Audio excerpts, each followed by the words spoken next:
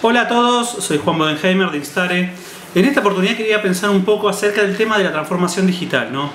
Un asunto que está siendo muy repetido por muchos, pero la verdad es que a veces no se entiende muy bien qué significa, ¿no? O sea, la semana pasada estuve en un summit sobre temas de capital humano y el lema fundamental era transformación digital, y cada vez que escuchaba las conversaciones veía que como no tenemos claro qué cosas implica, ¿no? Y para esto me gusta mucho un modelo de un autor que después compartiré también en el blog, que se llama Rogers, que plantea la transformación digital como un problema que implica 5 dimensiones. Y me parece que es un buen modelo para a veces entender que no se trata solamente de lo digital, como pensando en aplicaciones, tecnologías, sino que es mucho más que eso. Por un lado tenemos el problema de entender que se trata de clientes, otro perfil de clientes y otro tipo de relación con los clientes. Esto es una cosa que ya aparece cuando aparece en el concepto de las redes sociales hace unos cuantos años y cambia el concepto de comunicación como una comunicación unidireccional a una comunicación bidireccional, en la que tenemos que tener la capacidad de comunicar y conversar con los clientes, ¿no? Y esto es también importante pensar que los clientes conversen también entre ellos, además de con nosotros, ¿no? Entonces este es el primer punto que implica, y esto implica entender la conversación con los clientes como una red dinámica.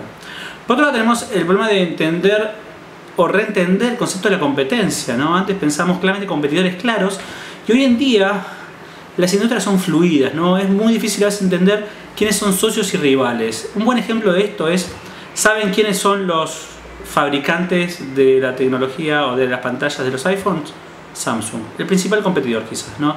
Entonces la verdad es que a veces empezamos a reentender cómo pensamos, quiénes son los competidores, quiénes son los socios y cómo generamos ecosistemas entre ambos. Antes claramente no hubiésemos pensado la posibilidad de que trabajamos con un competidor en simultáneo, ¿no?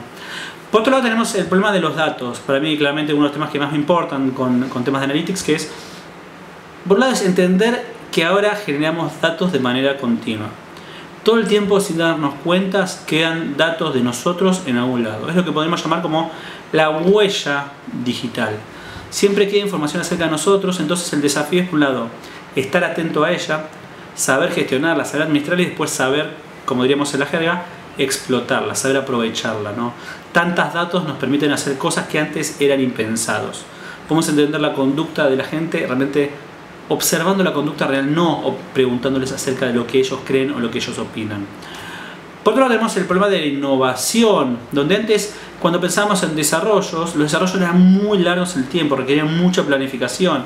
Y hoy en día, quizás un buen ejemplo de esto es el concepto de agilismo, ¿no? Lo que también llamamos metodologías agile o también conocemos como Scrum, cosas muy conocidas en el mundo de la tecnología, que ahora empieza a impactar en todo tipo de procesos. El concepto de, por ejemplo, pensar en el beta continuo, entender que no se trata de demorarnos para hacer el producto perfecto, sino se trata de probar, prototipar, probar y en función de eso ir cambiando. O sea, por iteraciones vamos mejorando el producto a medida que con la experiencia entendemos qué es lo que realmente necesitamos, qué es lo que realmente queremos.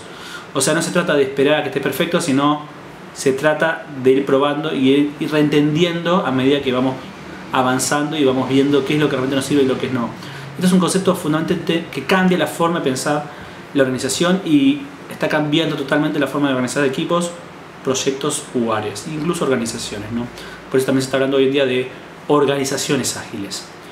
Por otro lado tenemos un tema no menor también, que es el concepto de valor, que también tiene que ver con el agilismo, con esta cosa más fluctuante, en términos de, no se trata de esta es mi propuesta de valor, sino que la propuesta de valor va cambiando todo el tiempo. Tengo que tener la capacidad de ir entendiendo cuáles son las nuevas propuestas de valor que el cliente quiere. Esto también está muy vinculado a todo lo anterior, que se trata de aprovechar los datos que nos permiten entender la conducta, entender el uso de lo que ofrecemos, sean productos o servicios.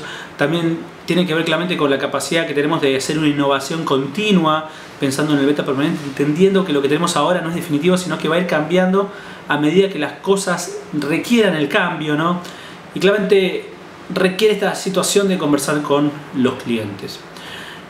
Me parece que el modelo es interesante porque lo que nos permite entender es que el mundo de la transformación digital no es solo un mundo en el que está en juego la tecnología. Es un modelo que implica el cambio de culturas y el cambio de las estructuras de nuestras organizaciones. Nos obliga a pensar las cosas diferentes y nos obliga a entender que claramente no se trata simplemente de comprar más tecnología o desarrollarla, sino saber gestionar el cambio que ésta significa. Como siempre, nos interesa que nos compartas tus inquietudes, tus intereses para ir proponiéndote más contenidos que te puedan ser de ayuda. Que tengas buenas tardes. Gracias.